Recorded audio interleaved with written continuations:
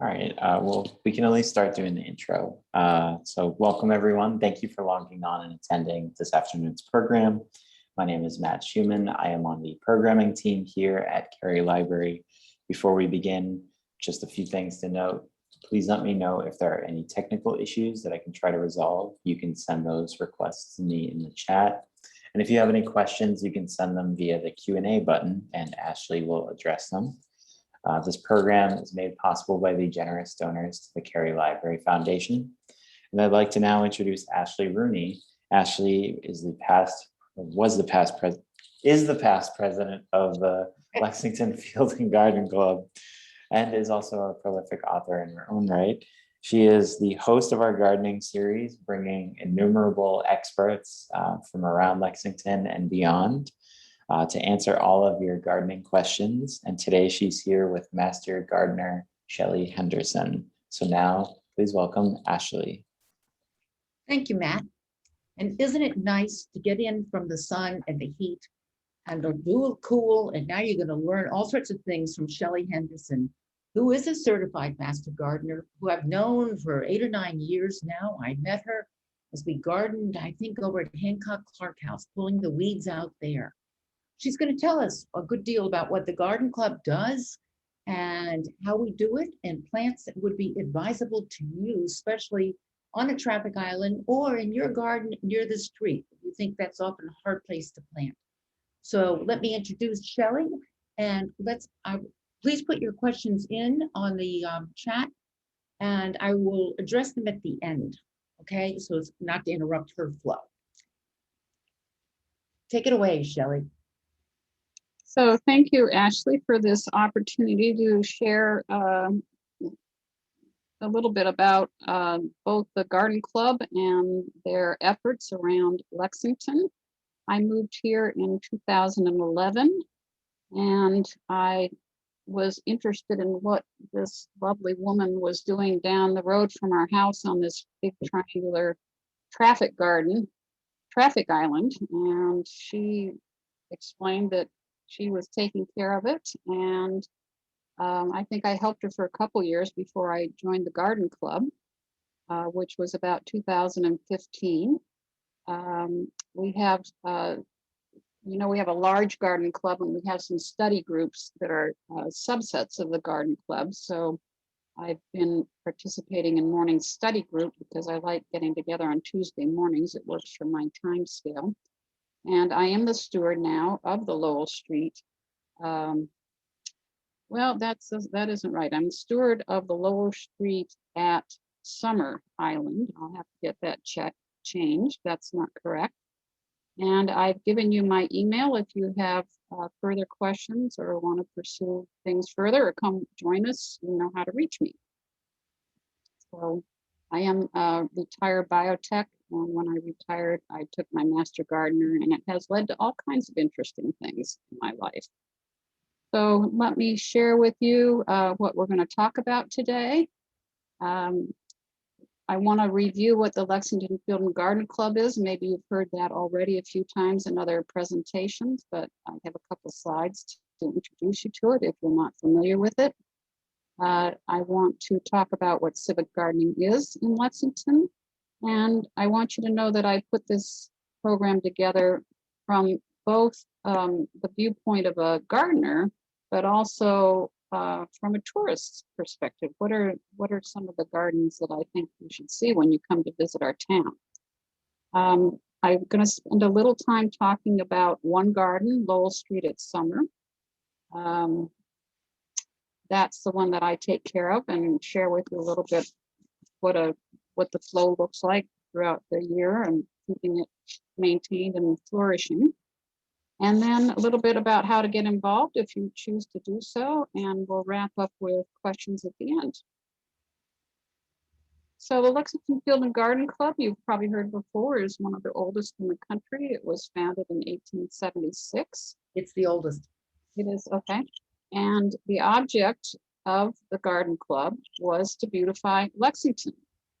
And I let you read what the original object of this association. You can read that. You don't need me to read it for you, but You see some of the original islands were at Hancock Street at Bedford. That's now a grassy island with a tree in it.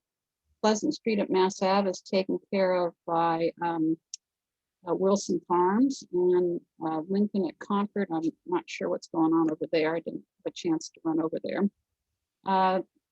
The Garden Club was instrumental in getting some of the parks started. So originally they took care of Lexington Common, and then they bought the land and built Hastings Park. And in 1921, the former president of the club, Frederick Emery, who was a patent attorney in town, decided that Depot Square, which was, I think, sort of a staging area for the railroad, managed to get the railroad to give it up to the town and started a beautiful park at Emery Park. And we'll talk a little bit more about that in this presentation. So with over 250 members, we do provide ongoing civic and educational opportunities. This is the website for the Garden Club if you want to read more about the activities. Showing you who the membership chairs are for this year. The yearbook nicely came out on Tuesday this year, so this information, Tuesday this week. So all the information, contact information is correct. The co-presidents are Ruth Ann Ego and Marlene Stone. Did I say Ruth Ann's name right, Ashley? Igo. Ruth Ann Igo, forgive me. And I know Ruth Ann might be doing some traveling, so if you get reach either one of the presidents, there are two. Membership is quite affordable, and I gave you the link for membership there also. On that note, I say I'm not going to, I provided in this presentation quite a few plant lists for you, and I won't go through them in detail, but I understand this is being recorded, and if you want to come back and you know, I tried to include some things here as reference material for you that you can refer back to at a later time. Anyway, intro. So what's in your neighborhood? The Civic Gardens that the Garden Club maintains consists of 10 parks or gardens and 15 traffic islands. There are over 50 stewards and volunteers that contribute to the success of these islands and parks. And the club also provides grants occasionally for new projects or improvements of existing projects. So here's a list of the 15 islands, and typically there'll be a steward or more for each, one or two stewards in a team or more, or sometimes one person takes care of an island. On that note, these are single person islands. There's two of the smallest, and I always enjoy seeing these islands. They're, I pass them on the way to Hartwell Avenue, both of them. And for me, I get to see the magic and the talent of some of our gardeners in doing container gardening.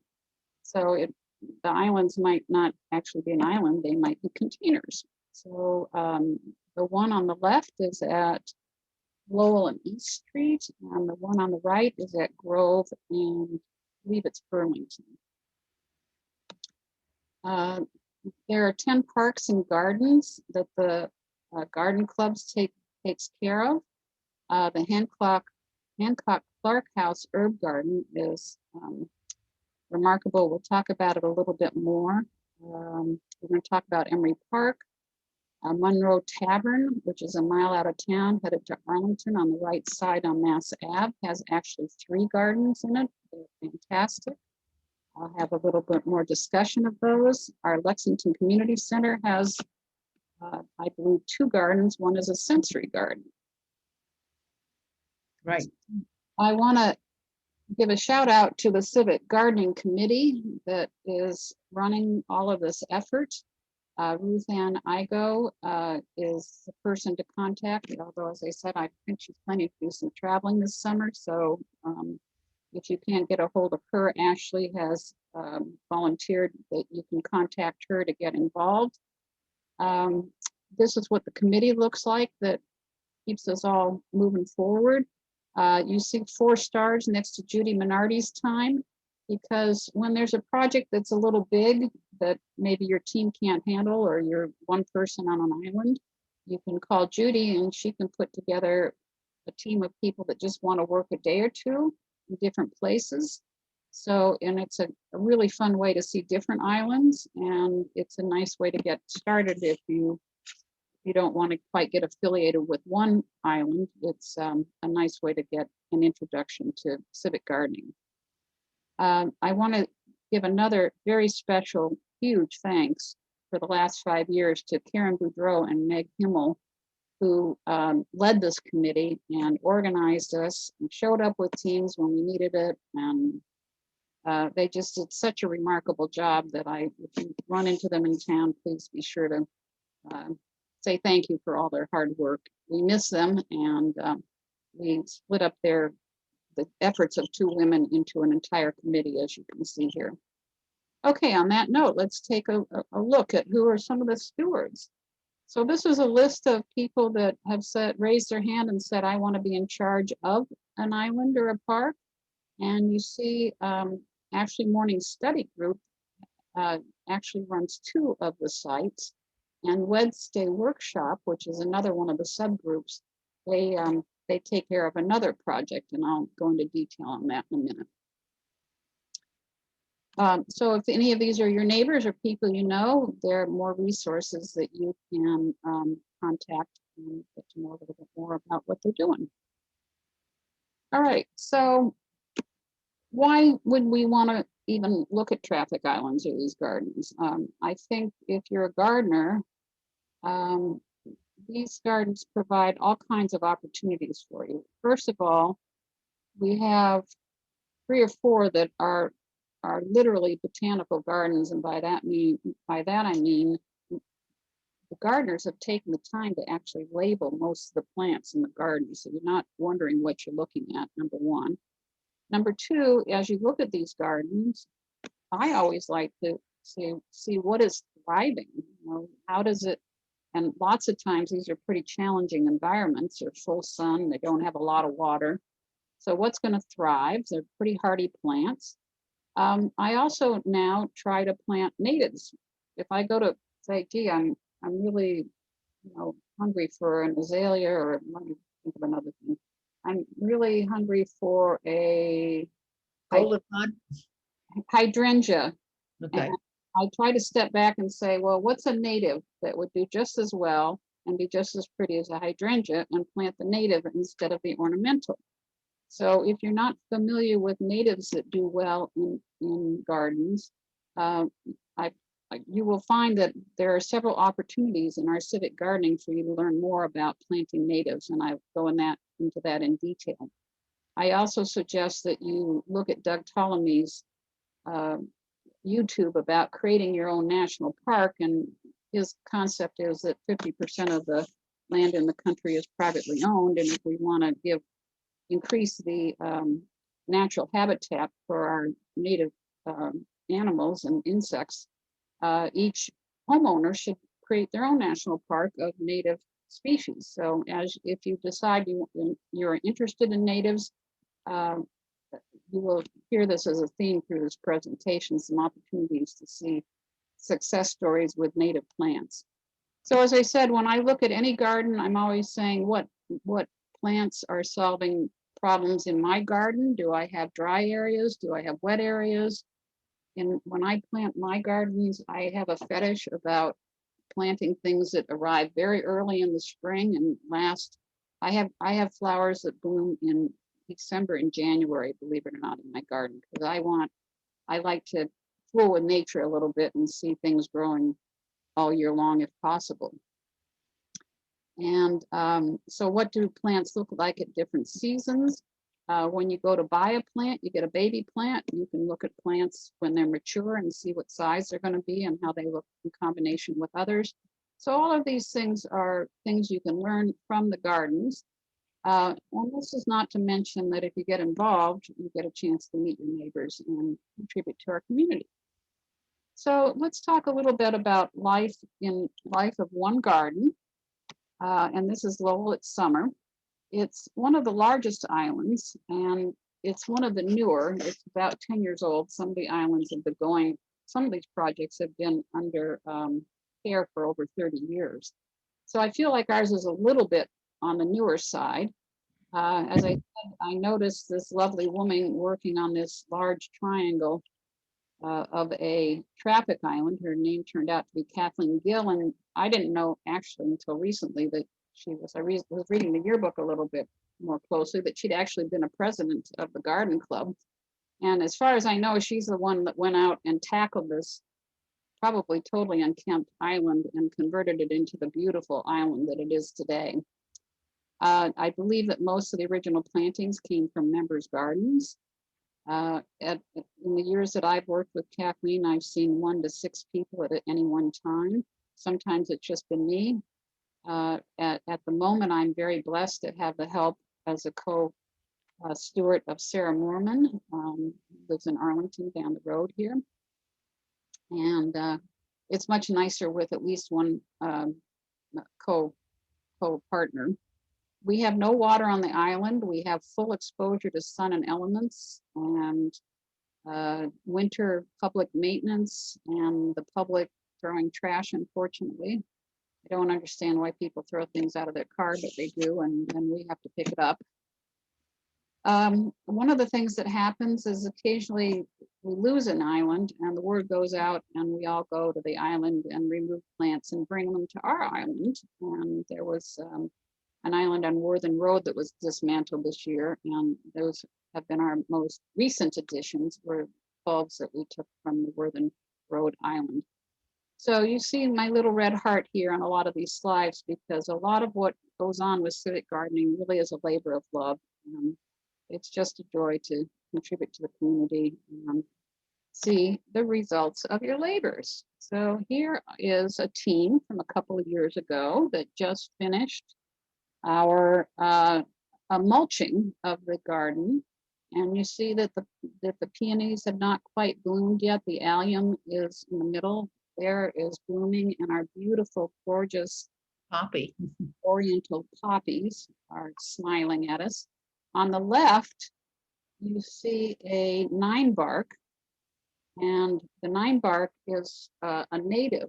And I like to tell this story because Kathleen, before she left town, was very excited. She had gone and bought these 2 9-barks, and she put them in the island. And it was a hot summer. I think it was one of the first years I helped her.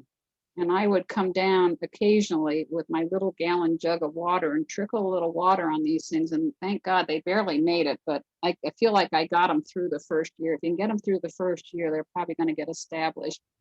But just bringing a little bit of water every other week or so made the difference. And it looks pretty good here. After that next winter, one of the snowplows backed onto our island and just about took out that little bush. And the next year it was about 1/3 as big as it was, but it has survived. And it's been quite a process just keeping the little 9-bark alive. It has a twin. I'll show you the twin in another picture here. Anyway, these are the kinds of stories that gardeners enjoy, is nurturing things and helping them along. Okay, so over a year, we're involved with a pretty hefty spring cleanup, which is weeding, pruning, and just tidying up a pretty dilapidated island after a long winter of snow. Some years we have compost delivered, but our soil is so rich, I've often had to say, no, we don't need any. It comes and the DPW delivers it, but we have to spread it. Same with mulch. This year we didn't even ask for mulch because we've had such thick mulch over the last couple of years. We plant, we pamper. You just heard a pamper story about the 9-bark.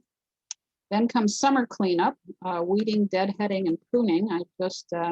We have beautiful, beautiful California poppies, but they take over the entire island. That's the good news. It's also bad news. So we do a lot of weeding out of the poppies. We like them to spread and look beautiful, but then we like to pull them back and let the rest of the garden thrive and shine. Fall cleanup is late in the year. I'll tell you about that in a minute. And year round, it's a trip a couple blocks down the road with a bag in my hand to pick up the trash. That's unfortunately seems to always clone itself. I don't know how that happens. as much as I pick it up, it comes back again. So here's a springtime, another springtime picture of the island this year. We didn't mulch, but we didn't feel we needed it, but you can see how gorgeous. We have great hyacinth, that beautiful blue that just covers much of the island, and the tulips are blooming. And we have tulips on the far corners now that came from Northern Road. If you look to the right of the big rock there, you can see the branches of what used to be a mimosa tree that was really quite stunning. People would stop and take a picture of it, but it passed.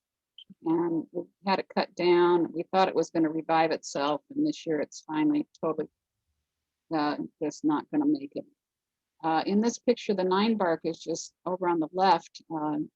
It grows right in front of the rock on the left, and it's just starting to come into leaf now. We like the 9-bark for the color of its leaves. It adds a lot. So here's the 9-bark that I was just pointing out to you from the opposite direction. And you can see it in bloom, how gorgeous it is. In this picture, you can see the peonies are in full bloom. The poppies are still in bloom, and both the oriental, beautiful bright orange poppies and the yellow poppies with sort of the blue-green foliage are the California poppies that love dryness and heat, and they just take over the island, and it's just a blaze of color in June.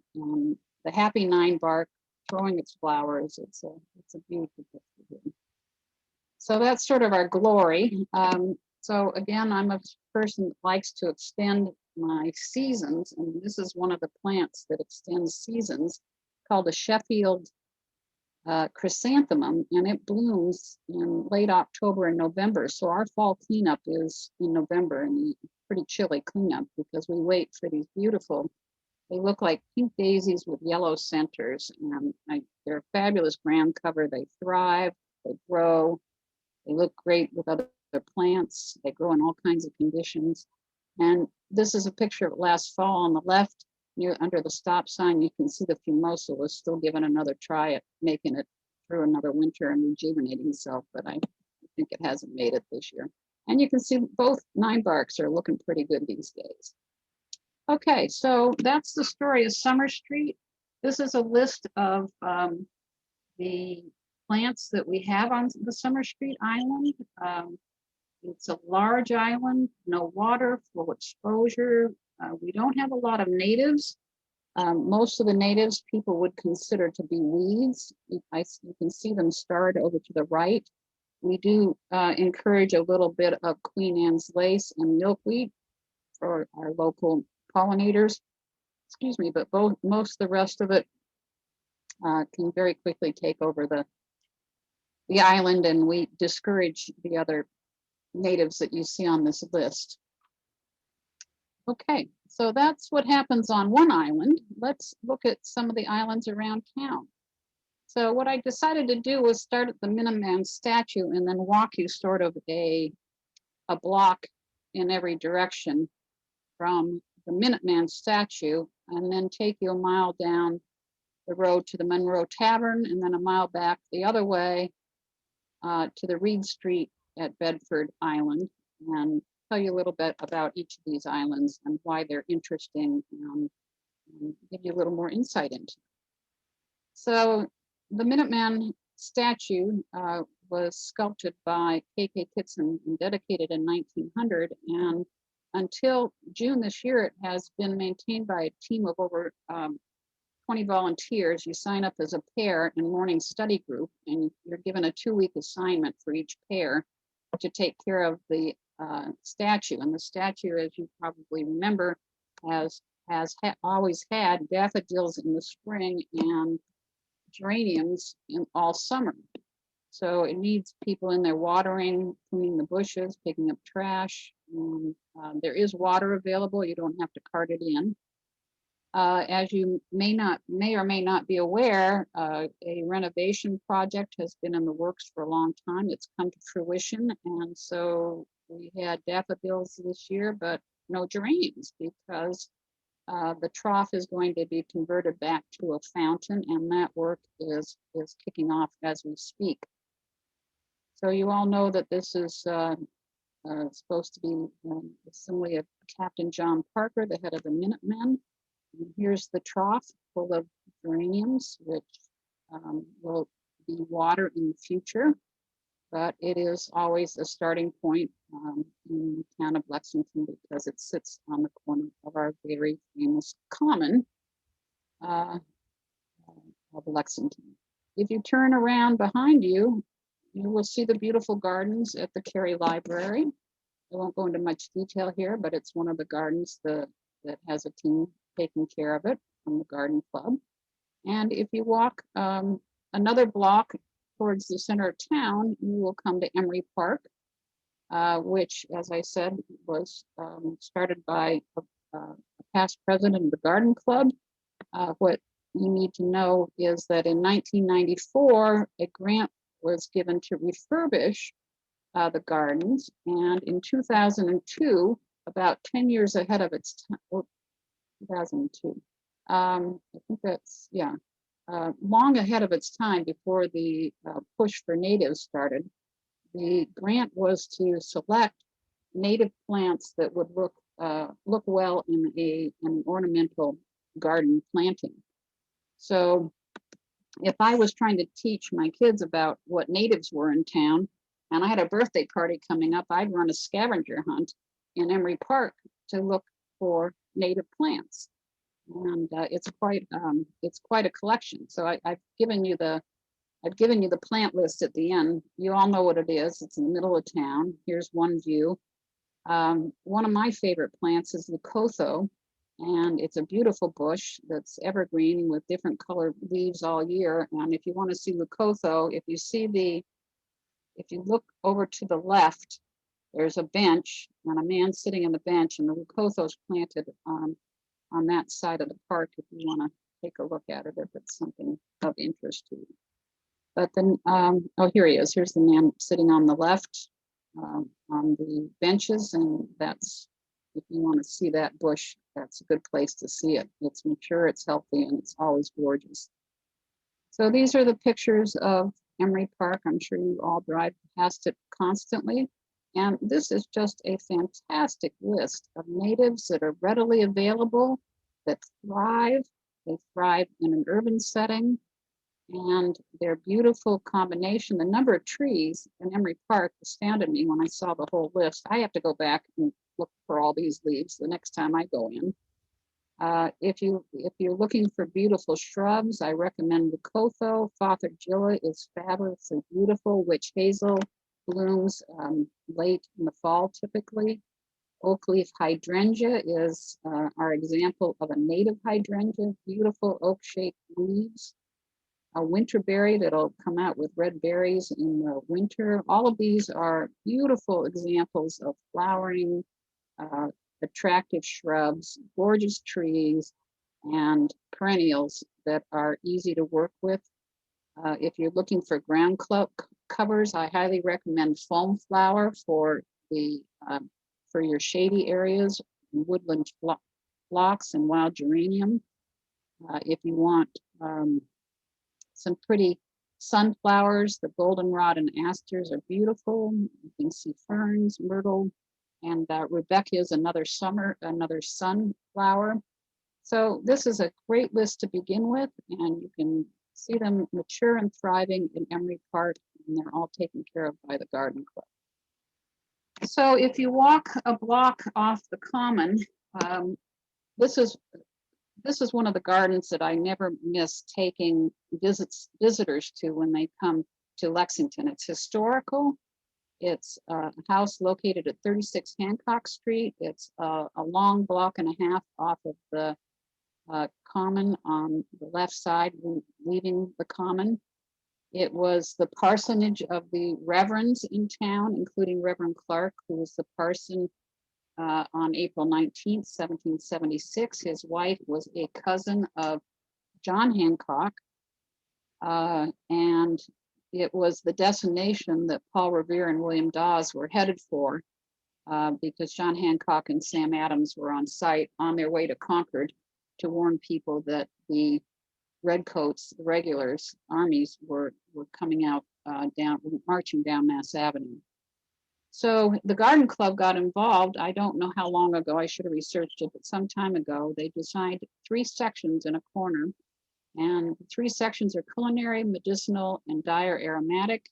Just like the fountain, the morning study group takes care of it. You sign up with a partner for a 2-week stint, and you do the weeding and watering. There is water available.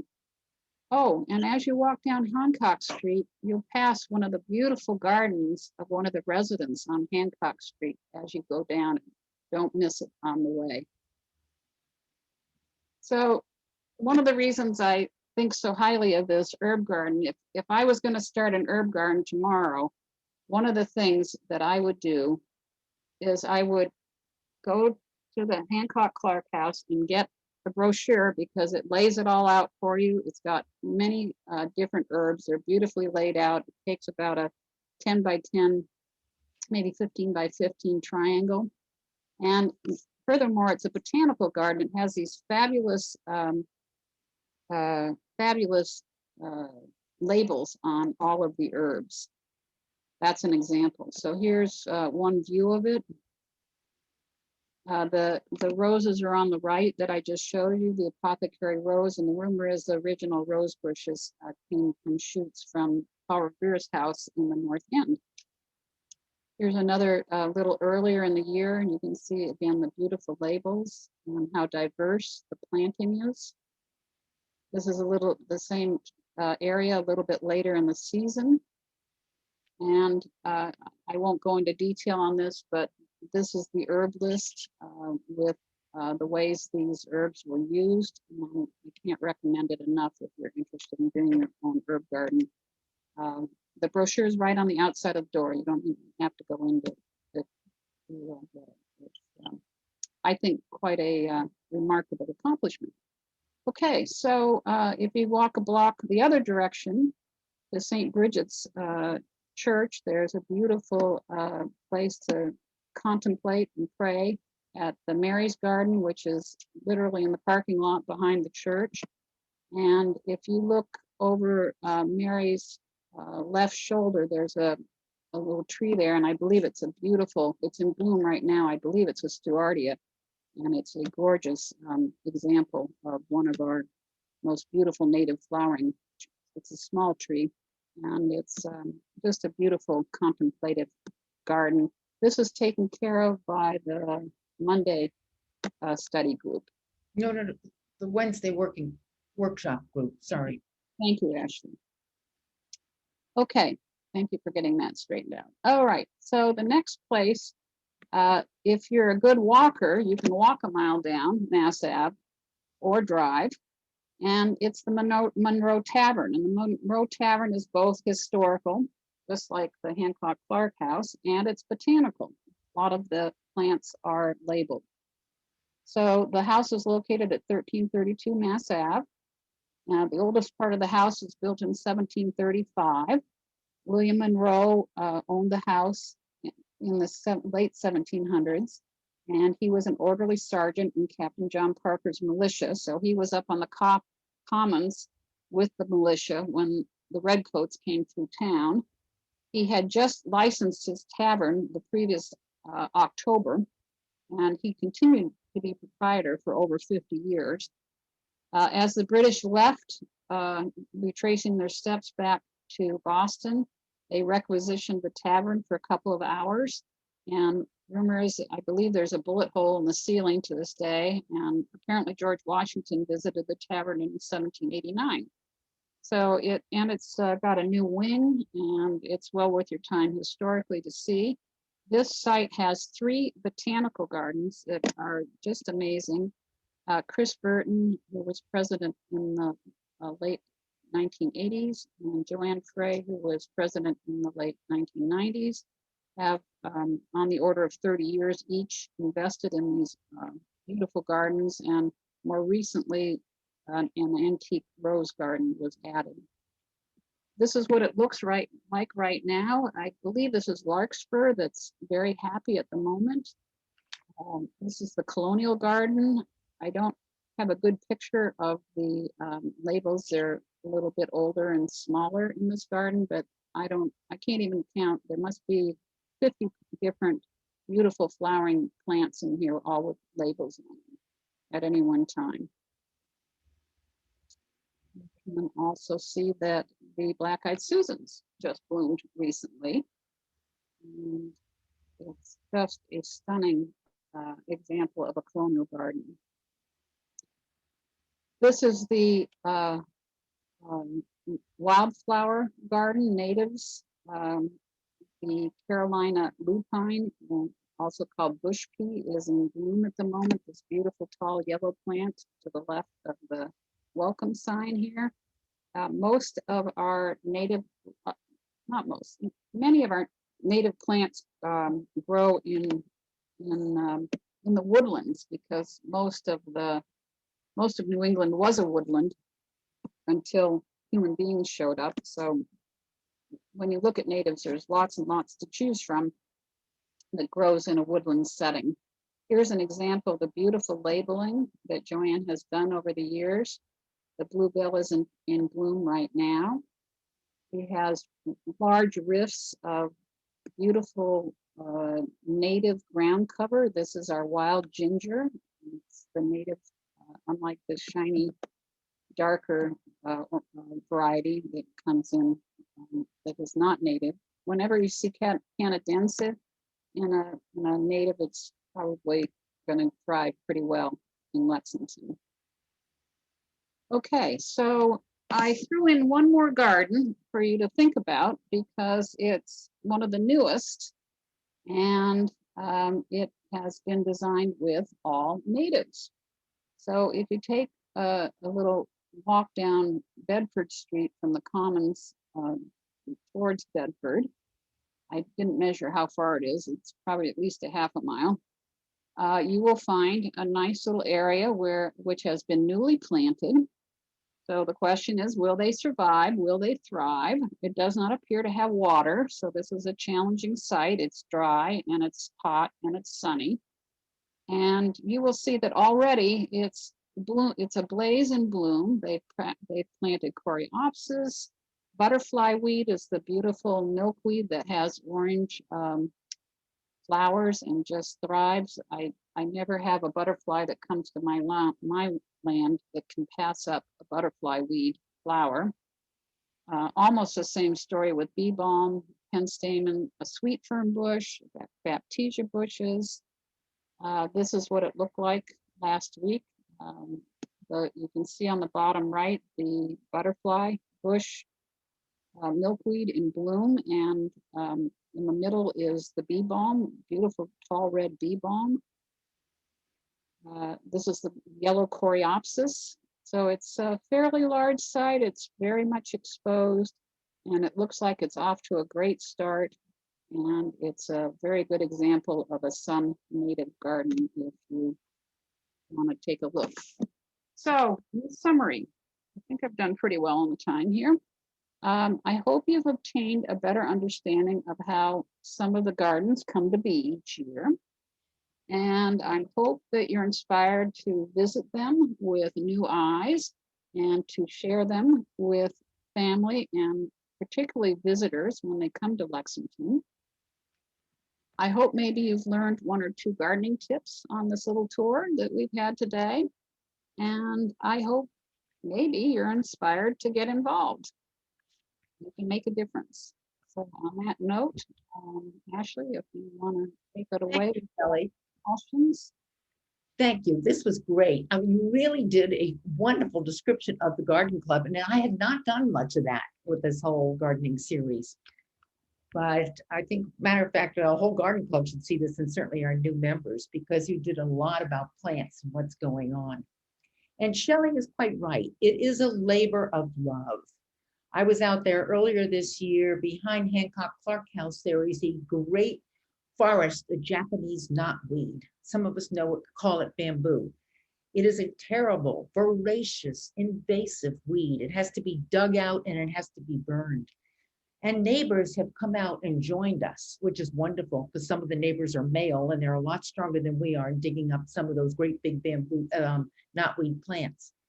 And it's great when the neighbors help with the islands, and we're more than willing to help them on or give them information or see what we can do for them. But as Shelly said, it is a labor of love, and it's really exciting to see this town and its beautiful islands. Over the winter, it gets a little tough. I live on Hancock Street, and the island at Hancock and Adams gets run over at least once each winter. And those sides get splintered and the bushes get smashed and the old fenders get left, and you think, oh, why do we bother? It is we teetering on that. It's not a big island. It's a very full island with lots of plants, teetering, trying to clean it up and so forth. But on the other hand, it makes this town very personal, thinking that the Garden Club has been doing this since 1880s. When you think how long this has been going on, that they were the ones who went to the town fathers and said, hey, let's clean up the common, we'll help. Let's get the cattle off the common. And they're the ones who said, let's buy Hastings and turn it into a park.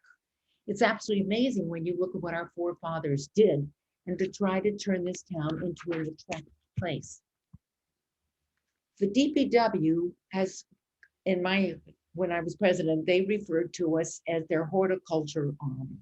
The DPW has so much work to do in town. They can't do all this fussing and the weeding, that stuff that Shelly just explained that we're doing, the watering of the plants. They can get the mulch over there, but it's really nice to have somebody else spread it and do that weeding and take care of it. Actually, I wanted to make one more comment. I didn't share with people that when you're out working in these areas, you do get some interesting feedback from people that pass by. So one day I was watering the Minuteman, and one of the policemen in town came by, waved and said, nice job, thank you so much. When I was working on the Summer Street garden, frequently people will, stop and say thank you, or gee, I pass this every day on the way to work and it just makes my day. Or one year a man came and he was just fascinated by the Formosa tree and he wanted to know what it was, and he was taking pictures of it. And so you do get some feedback that what you're doing is really affecting other people's lives, and more than I think you might realize. But we always enjoy it when people stop and take time to share that with us too. And you will hear it when you're working with people. Oh yes, people toot their horns. Of course, you get a lot of questions when you're doing the Minuteman, and people come up and say, tell me who he was. Now, where was Paul Revere during that time? And then you end up taking their pictures and doing that and trying to explain the history of Lexington to them.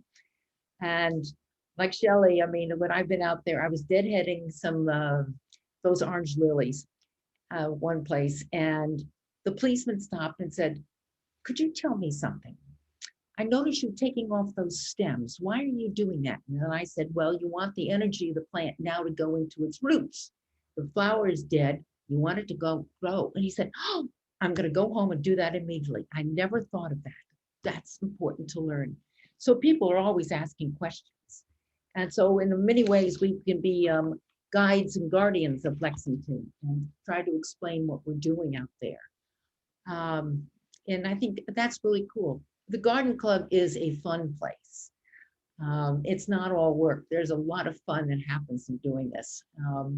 And you find all sorts of treasures in that trash at times.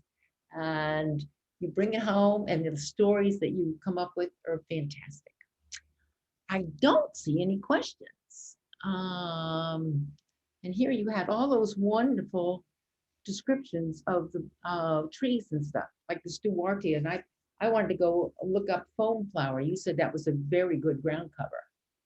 Yes, I first came to appreciate foam flower when I go on a bird walk in Mount Auburn every year in May.